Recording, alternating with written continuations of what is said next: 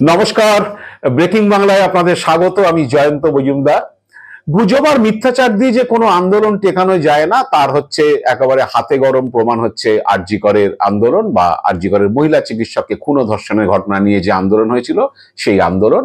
কারণ হচ্ছে আপনারা জানেন যে ওই মহিলা চিকিৎসককে খুন ও ধর্ষণের ঘটনায় পরে পরেই যে সমস্ত গুজব দাবানলের মতো ছড়িয়েছিল এবং হচ্ছে যে মিথ্যাচার হচ্ছে সেই মিথ্যাচারগুলোর উপর দাঁড়িয়ে অনেক মানুষ বিশ্বাসও করেছিলেন এবং আন্দোলনে তারা নেমে পড়েছিলেন পথে।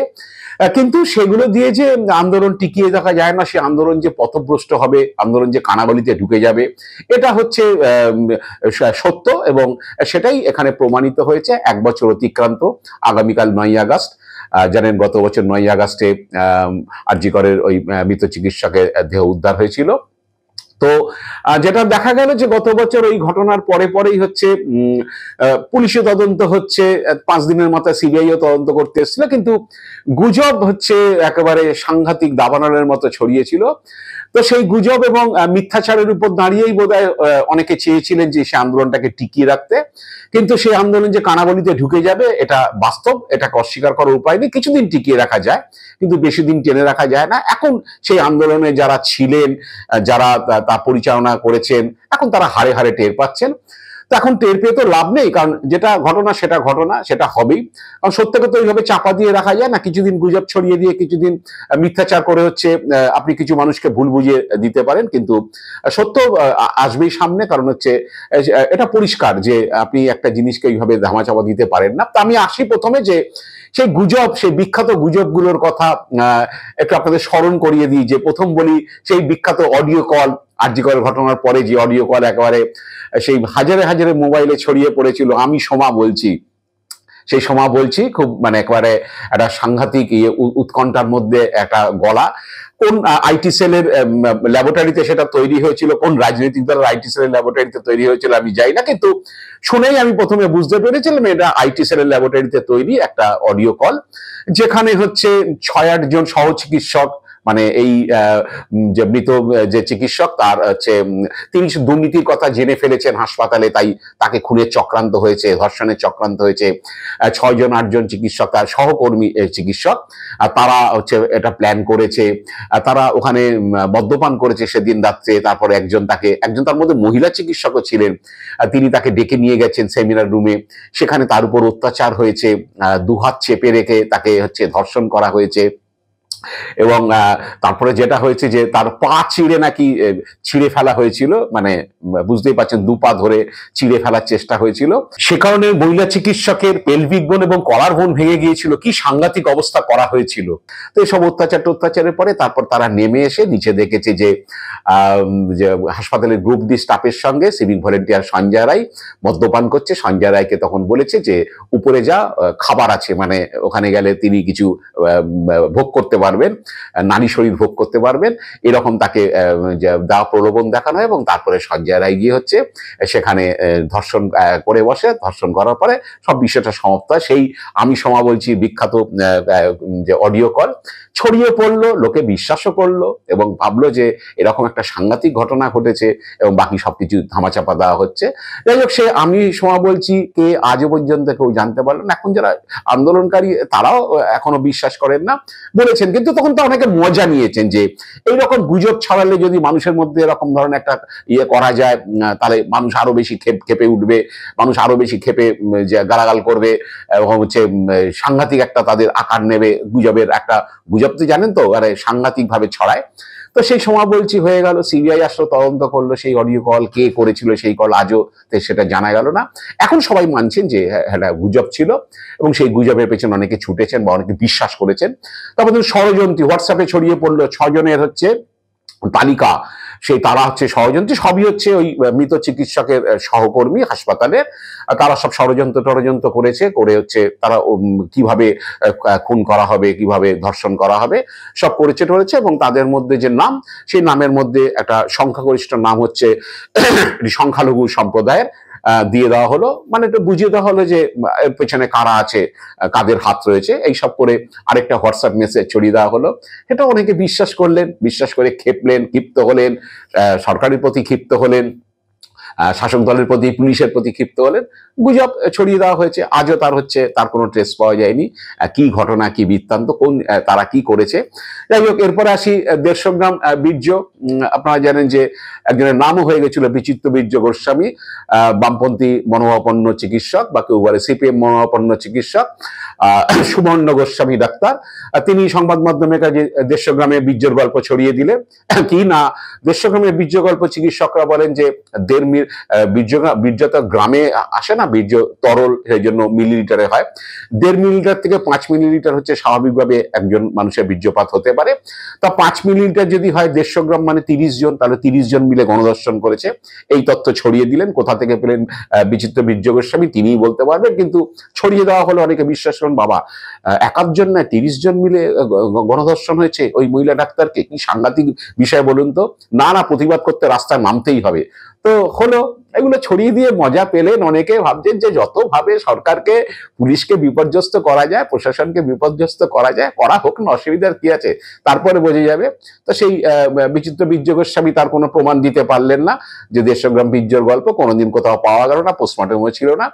যাই হোক, পলাতক ইন্টার্ন, আবার গুজব, পলাতক ইন্টার্ন, বেশ কয়েকজন 6-8 জন ইন্টার্ন নাকি পলাতক ওই হাসপাতালে, আরজিকর হাসপাতালে। তাদের খোঁজ টোজ পাওয়া যাচ্ছে না। পরে দেখা গেল যে সবাই রয়েছে, কেউ কেউ হোস্টেলে রয়েছে, কেউ বাড়িতে রয়েছে, কেউ পালায়নি। যে নিত্য তারা কাজকর্ম করছেন, সবই করছেন।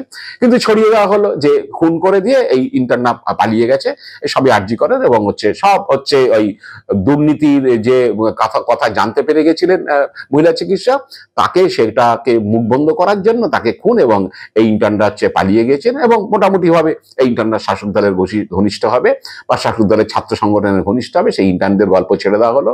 সেটা তো কিছু হলো না, দেখা গেলো সেও গুজব। এবার অ্যাসিড দিয়ে প্রমাণ মুছে দেওয়া হচ্ছে সব, মানে ঘটনাস্থলে নাকি সব নাকি অ্যাসিড দিয়ে ধুয়ে মুছে সাফ করে দেওয়া হচ্ছে, সেই গুজবও চললো। হোয়াটসঅ্যাপে সব চলছে, মোবাইলে। এবং মহাপাত্র, শিক্ষকের সন্তান, মহাপাত্র ইন্টার্ন, তার ছবি দিয়ে ছেড়ে দেওয়া হলো মহাপাত্র। সেই মহাপাত্রকে কাকে টার্গেট, না, সেই মহাপাত্র এখন আবার মন্ত্রী ছেলে মহাপাত্র, মানে পূর্ব মেদিনীপুরের সোমেন মহাপাত্র ছেলে। হ্যাঁ, তিনি আরজিকর হাসপাতালে চিকিৎসক ছিলেন, যেখান থেকে পাশ করেছেন। পরবর্তীকালে একটি সরকারি হাসপাতালে কাজ করেন পূর্ব মেদিনীপুরে। পুলিশ তদন্ত করে জানলো, কিন্তু দেখা গেল যে তার এর সঙ্গে কোনো যোগসূত্র নেই। সে ঘটনা আশপাশে কোনো সময় সে হাসপাতালে ছিলেন না, আসেন উনি। তিনি যথারীতি তিনি তার বাড়িতে ছিলেন এবং হাসপাতালে কাজ করছিলেন। তো এখন ব্যাপার এইরকম ছড়িয়ে দিয়ে তখন অনেকে মুনাফা নিয়েছে, মুনাফা লুটেছে, অনেকে আন্দোলনকে জোরদার করেছে। গুজব তো ছড়ানোর পেছনে কিছু কারণ থাকবে, সব আইটি সেল থেকে ছড়ানো করেছে। এবং সরকারকে, প্রশাসনকে যতভাবে লেজে গোবরে করা যায়, বিপর্যস্ত করা যায়। পুলিশ অনেকভাবে বলেছে। পুলিশ কমিশনার, তৎকালীন পুলিশ কমিশনার বিনীত গোয়েলও যখন আন্দোলনকারী চিকিৎসকদের সঙ্গে বৈঠক করেছিলেন, তখন তিনি বলেছিলেন গুজব ছড়ানো হচ্ছে, গুজব আপনাদের কানে এলে আমাদের সামনে দেবেন, আমাদেরকে জানাবেন, আমরা সেগুলোকে ট্রেস আউট করার চেষ্টা করবো। যা পরবর্তীকালে আপনারা জানেন যে 5 দিনের মাথায় সেই তদন্ত সিবিআই হাতে চলে যায়। তারপরে সিবিআইও এইসব ক্লিপিংস অনেক জোগাড় টোগাড় করেছিল, বা যারা এগুলো ছড়িয়েছিল তাদেরকে যাদেরকে জানা গিয়েছিল তাদেরকে অনেকে জিজ্ঞাসাবাদ করেছিল, কোনো ভিত্তি সেখানে পায়নি। অনেকেও বলেছিল যে যারা এগুলো করছে বা যারা এই গুজব নিয়ে মুখ খুলছেন, তাদেরকে সিবিআই ডেকে তদন্ত করে বার করুক যে তারা কিসের ভিত্তিতে এইসব গুজব ছড়াচ্ছে। যাই হোক, আসলে যে ঘটনাটা সার্টেন একটা ইনসিডেন্ট, যেটা কলকাতা পুলিশ প্রথম দিন বা 24 ঘন্টার মধ্যে করেছিল। সিবিআই এসে অনেক চেষ্টা করেছিল, কারণ সিবিআইয়ের প্রধান কাজই ছিল সিবিআইয়ের এই মনোভাব নিয়েই তারা এসছিল, বা আধিকারিকরা এসছিলেন, যে কলকাতা পুলিশের বিরুদ্ধে এই তদন্ত ধামাচাপা দেওয়া, এই তদন্ত নষ্ট করে দেওয়ার অভিযোগ আছে। সুতরাং আমরা ওই রাস্তা দিয়েই আগে হাঁটবো, যে তদন্তটা কোথা থেকে নষ্ট করা হয়েছে, বা এই ঘটনা কিভাবে এটাকে হাসাব করার চেষ্টা হয়েছে।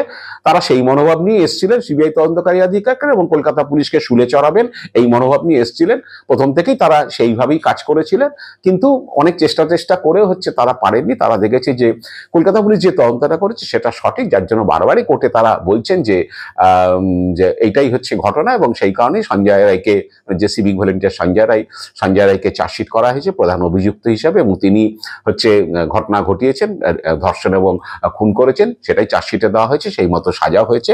এবং সিবিআই বারে বারেই হচ্ছে সেই কথা বলছে, যদিও এখন অভয়ার বাবা মা বা অন্যান্য যারা তারা মনে করছেন না যে সিবিআই সঠিক তদন্ত করেছে, তারা মনে করছেন যে আরো অনেকে জড়িত, কিন্তু সিবিআই তাদেরকে ধরেনি। এখন সিবিআই হচ্ছে কাঠগড়ায় উঠে গেছে। আপনারা জানেন যে গতকাল অভয়ার বাবা মা সিবিআই এর ডিরেক্টরের সঙ্গে দেখা করতে গিয়েছিলেন। সিবিআই যেটুকু জানা গেছে তারা অখুশি সিবিআই এর কথাবার্তাতে, এবং অমিত শাহের সঙ্গে হচ্ছে তারা দেখা করার চেষ্টা করেছেন, অমিত শাহ করেননি। দুবার অমিত শাহ হচ্ছে তাদেরকে ফিরিয়ে দিলেন এই নিয়ে। তো যেটা জানা গেছে যে সেখানেও সিবিআই ডিরেক্টর প্রবীণ সুদ তাদের কাছে জানতে চেয়েছিল যে আমাদের তদন্ত যদি আপনারা অখুশি আপনারা হয়ে থাকেন, তাহলে আপনাদের কাছে কি ক্লু আছে, কি আছে প্রমাণ আমাদের কাছে দিন, আমরা নিশ্চয়ইভাবে চেষ্টা করে দেখবো যে সেখান থেকে কিছু করা যায় না, কিন্তু আমরা এর বাইরে কিছু পাইনি। তা সেটা মনঃপূত হয়নি, আসলে পাওয়ার তো কথা নয়। কারণ কলকাতা পুলিশ একটা তদন্ত করেছিল, সে সঠিক পথেই যাচ্ছিল। আমি যদি সত্যটাকে ঘুরিয়ে দেওয়ার চেষ্টা করি গুজব দিয়ে, মিথ্যাচার দিয়ে, তো সেই সত্যকে সাময়িকভাবে হচ্ছে আমি মানুষের কাছে মিথ্যা প্রমাণ করতে পারবো, কিন্তু সেই সত্য সত্যই থেকে যায়। সেটাকে মিথ্যা প্রমাণ ওইভাবে করা যায় না, যেটা সিবিআই সেই মিথ্যাটা প্রমাণ করতে পারেনি এখনো পর্যন্ত আদালতে। এবং সিবিআই পক্ষে পারবে কিনা আমি আদৌ জানা নেই, কারণ যেটা ঘটেনি, একটা প্রমাণ লোপাট একটা কাগজ পুড়িয়ে দিলে তার ছাই পড়ে থাকে, কিছু তো থাকবে। প্রমাণ লোপাট হলেও তো কিছু থাকে, যে কোনো বিষয়টা স্বাভাবিক নিয়ম। একটা মোবাইলে ফোন কল যদি আমি উড়িয়েও দিই, সে তার এই যে ডিভাইসে থেকে যায়, ফরেন্সিকে গিয়ে টেস্ট করে সেটা পাওয়া যায়। কোনো কথোপকথন যদি মোবাইলে আমি উড়িয়ে দিই, সেটা যদি আমি সেই ডিভাইসটা ফরেন্সিক টেস্ট করি, সেই কথা সেগুলোকে উদ্ধার করা যায়, রিট্রিট করা যায়। এখন সাইন্টিফিক এভিডেন্স অনেক কিছু বেরিয়েছে। তো যাই হোক, সিবিআই অনেক চেষ্টা করেছে, কিন্তু যে তারা পারেনি, কারণ হচ্ছে সত্যকে তো মিথ্যাচার দিয়ে, গুজব দিয়ে হচ্ছে ভুল প্রমাণ করার চেষ্টা হয়েছিল। তো যারা করেছিলেন তারা তখন সাময়িক লাভ পেয়েছেন, অনেক মানুষকে খ্যাপানো গিয়েছে, কিন্তু 1 বছর বাদে এসে তারা বুঝতে পেরেছেন, বা এখন যারা আন্দোলন করছেন তারাও বুঝতে পেরেছেন যে ওই আসলে কলকাতা পুলিশের তদন্তটাকে মিথ্যা প্রমাণ করার জন্য, ভুল প্রমাণ করার জন্য, তাদের গায়ে কালি লেপে দেওয়ার জন্য আমরা যেসব পড়েছিলাম, বা যেগুলোকে হাতিয়ার করা হয়েছিল, বা যেসব হাতিয়ার ছেড়ে দেওয়া হয়েছিল বাজারে, যে গুজব ও মিথ্যাচারের হাতিয়ার, সেই হাতিয়ারগুলো আস্তে আস্তে ভোতা হয়ে গেছে। তাই মিথ্যাচারের কানাগলিতে সেই আন্দোলন হয়ে গেছে, ঢুকে গেছে কানাগলিতে, যার ফলে সেই আন্দোলন পথভ্রষ্ট হওয়া ছাড়া আর কোনো রাস্তা নেই। এটাই হচ্ছে নিয়ম, এটাই স্বাভাবিক, এটাই হয়। তো সেটাই আরজি করের ক্ষেত্রে হয়েছে, নতুন কিছু হয়নি। আসলে মিথ্যাচার আর গুজবের ভিত্তিতে দাঁড়িয়ে কোনো আন্দোলন হলে তার দশা বা পরিণতি এটাই হয়, সেটাই আরেকবার প্রমাণিত হলো। আজ এ পর্যন্তই। আপনারা ভালো থাকবেন, সুস্থ থাকবেন। নমস্কার।